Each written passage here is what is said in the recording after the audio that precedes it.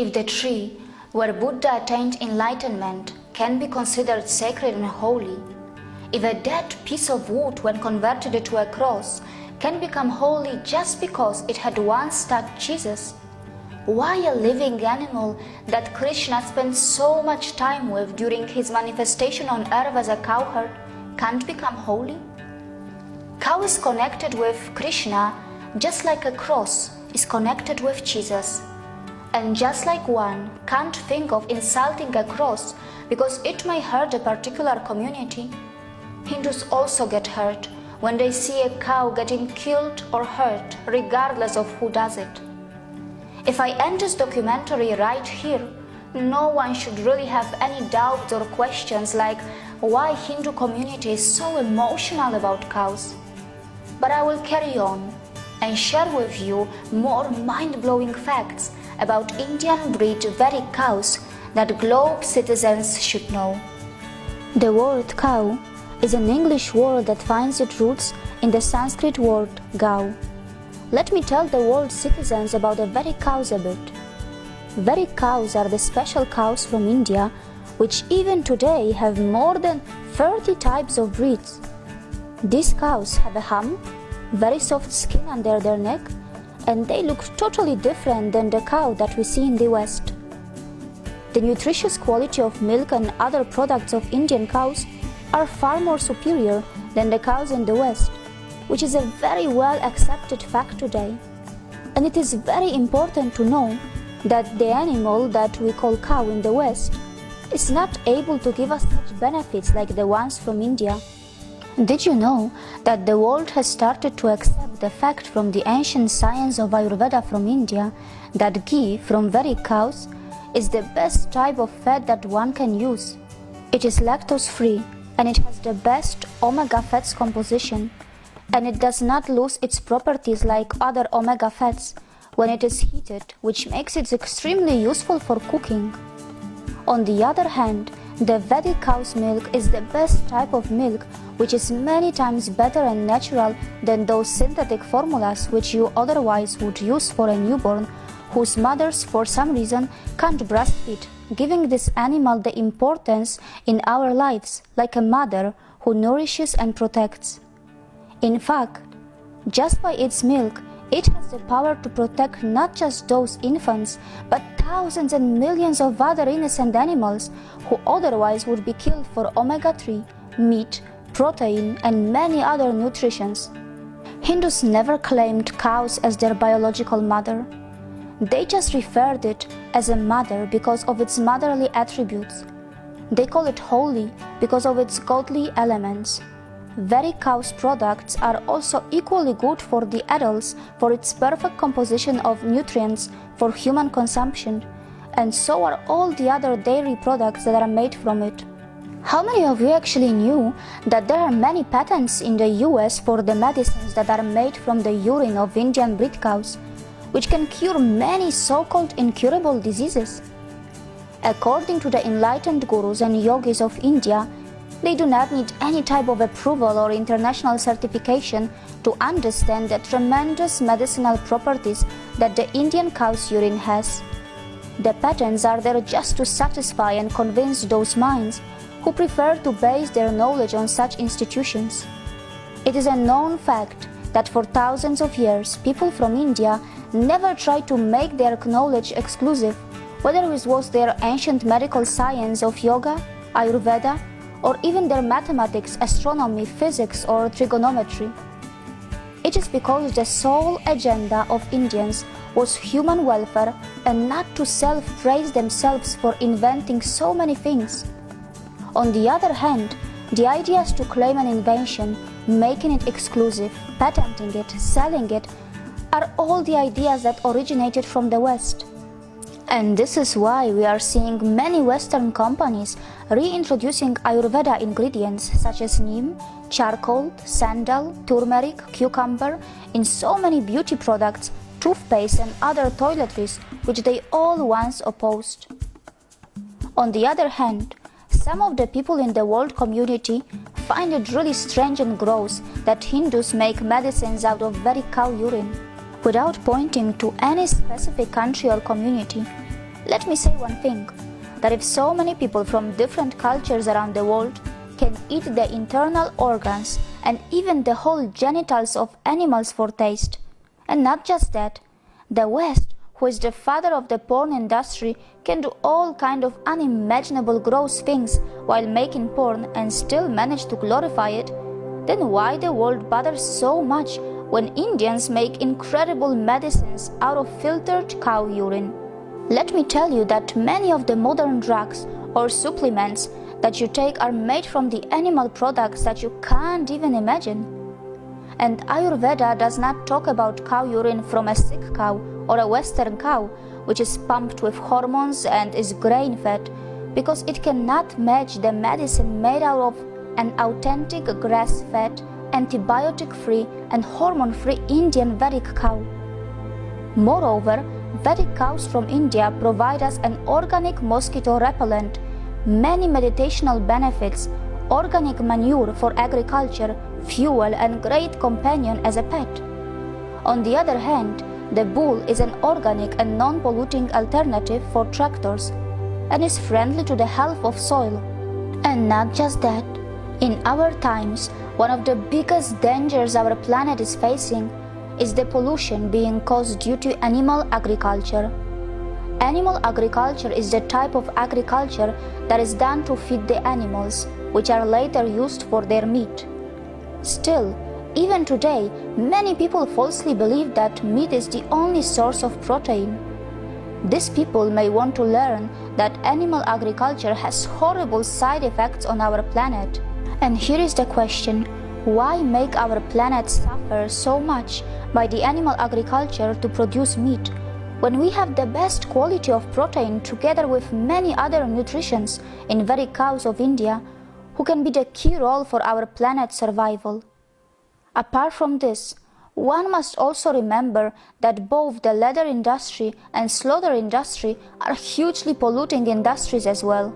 The question is that if cows are so holy, then why some of them in India are sometimes in a bad condition, especially in the cities where they can be sometimes spotted eating plastic?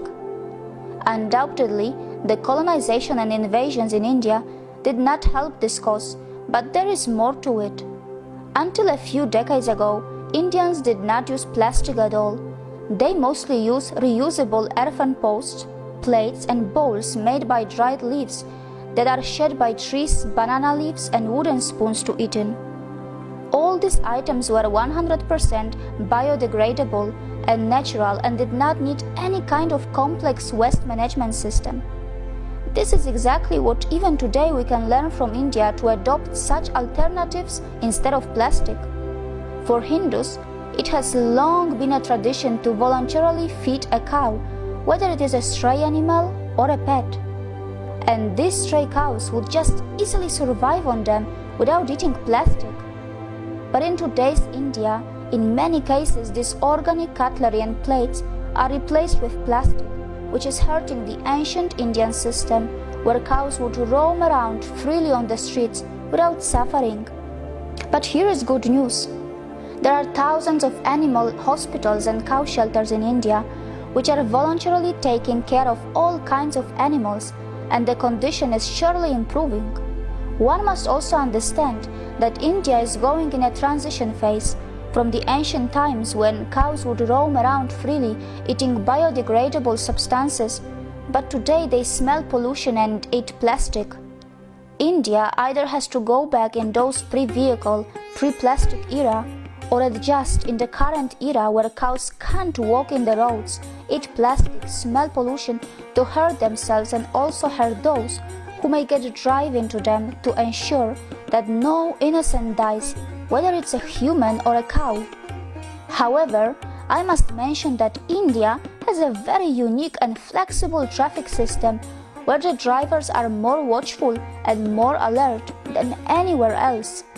It is also a known fact that India is a big exporter of buffalo meat, which in the international markets is called beef, as the cow meat is legally banned in majority of Indian states. But the question is, in a land of ahimsa and non-violence, how come there are slaughterhouses today? To find the answer of this question, one has to go a bit into the recent history of India. The holy Indian cow was a very important part of the thriving ancient Indian agriculture economy, from providing milk, organic manure to the bulls helping in plowing. And during the times when India was being looted by the British mayor Robert Clive wanted to break the backbone of Indian agriculture system. And so he opened the first slaughterhouse of cows in India in 1760 in Kolkata. It had a capacity to kill 30,000 cows per day, and that is how the slaughterhouse culture came to the land of Ahimsa. If Hindus refused to work in those slaughterhouses, they found non-Hindus to work there, confusing the country and creating the unrest in the society, succeeding further in their policy of divide and rule. Within a century, India did not have enough cattle to sustain its needs, and that's how the demand of artificial manure, urea, phosphate was generated, which England sold to India and made money. Apart from this, Robert Clive also removed the ban on prostitution and wine. Times have changed, and today India is a bigger economy than UK. On one hand, India is rising to be one of the top economies of the world, reclaiming its ancient glory, and on the other hand, UK is slowly sinking in the economic crisis, and Indian companies in the UK are providing employments to the citizens of the UK, but without making it a colony.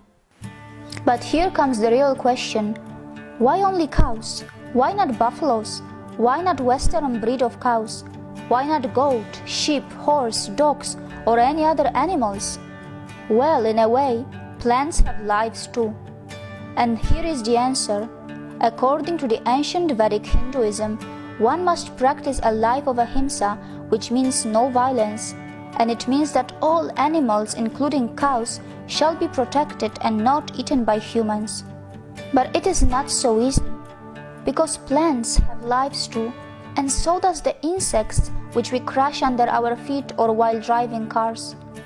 Even bacteria and viruses have lives, and they sometimes infect us, and in order to recover we must kill them. So isn't everyone killing others to survive? On the other hand, we have several world-famous commercial institutions who are promoting vegetarianism and are earning a lot of money. They continue to promote vegetarianism, but at the same time, they continue to kill animal habitats and wildlife without even realizing it. How many of you actually realize that at this very moment we all are killing natural habitats and animals by using internet, as the cables of internet are buried inside the sea, disturbing and hurting the marine life? We take flights which run on gasoline that is found inside the earth, and to reach there we all kill marine life or animals. Lithium mining for laptop batteries, a treatment in the hospitals which use all those plastic and synthetic medical equipments, or even by taking a pill, all of these things in one way or another have killed or disturbed animals before they reach us. Well, if you are watching this documentary inside your house, you also are sitting on the dead bodies of thousands of insects whose habitats were destroyed when you dug the ground to build your home. So what is the limit of killing? And this is where ancient Hinduism has an answer. It is not about killing, it is about your intent. When you crush an insect unintentionally under your feet, it is not violence. It is violence when you purposely kill it. When you are infected with a virus or bacteria, your body immune system naturally starts to kill the parasite, and you can't even control it. So it is not violence. And there is one more thing which is even bigger than intent. It is about causing the least harm possible to our planet and maintaining the ecological balance. The answer to this is that our planet cannot sustain itself for too long if humans living on this planet do not give up eating meat. And it is now a well-established fact. Our planet does not have enough resources to support that. Animal agriculture is slowly degrading the ecological balance, and now in the 21st century, the modern world is finally understanding how accurate and smart these ancient Hindus were, who had already thought of this and had promoted a vegetarian diet. But here comes an argument.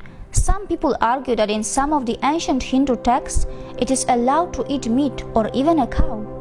When I first heard about this, I could not even believe it, as all the highest spiritual masters and yogis that I had met in India were promoting vegetarianism and ahimsa so clearly. It is also being debated if actually Hindu texts really support eating meat, as even after all the invasions and the attack on culture, the majority of Hindus are still vegetarians. And on the other hand, some people claim that Hindu texts allow meat eating. It is not so difficult to understand that the invaders who entered in India also controlled literature, libraries, and economy. They achieved it by force or fear. It was easy for them to tamper, misinterpret, destroy the texts in the way that suited them, but they could never succeed completely in converting India into non-vegetarian by tampering texts and the religious books because of one reason. And it was because the sacred knowledge of the ancient texts of India also continued to be transferred orally, which had been a trend for thousands of years, and it is still continued even today. The invaders could tamper a book, but they could not tamper the knowledge that was transferred verbally. Even though many enlightened gurus and spiritual masters were killed, but still some survived, and so did the sacred knowledge of India. And that is so visible in the fact that even today no top Hindu guru or spiritual master of India endorses meat eating. And even now, if one still wants to believe that Hinduism allows one to eat meat, in that case, we should really appreciate these gurus and yogis of India who are ready to go against even their own religious books in order to promote non-violence and ecological balance of our planet, which is a great example to us all. It proves yet again that Vedic Hinduism or Sanatan Dharma are bigger than any book, as it teaches us all that it is all about the moral code of conduct, human welfare, and the well-being of all living entities and the best sustainable conditions for our planet. But here comes the final question. If the Indians know yoga and Ayurveda, and if their vegetarian diet is so healthy, why in our times the average life expectancy of an Indian is not so high like a Japanese who eat meat? The average life expectancy of an Indian is less due to the fact that India is a country which is recovering from the aftermath of colonization and invasions, and many of its inhabitants are still unaware of the proper knowledge of their own Ayurveda, as the country is still in the process of rebuilding and re-educating, fixing the damage done by its invaders and colonizers, and it will take some time to reorganize and reach the ancient glory in health and hygiene, which is visible in the fact that the average life expectancy of an Indian is already on an upward trend.